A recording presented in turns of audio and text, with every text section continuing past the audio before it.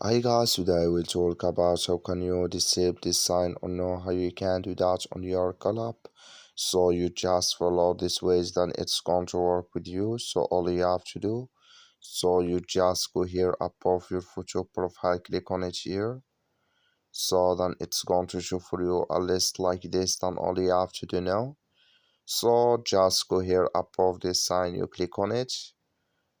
So when you click on this sign here, it's going to take you to this list. It's going to show for you like this. Then you click here on SMS, just click on it here. So then you come to next step here, come here to show notifications for spam. Click in this sign or this color. Like you see color, it's gone. That's mean here, show notifications for spam. It's disabled with us now. That's all you have to do. Thank you for watching. Don't forget to support us by liking, subscribe.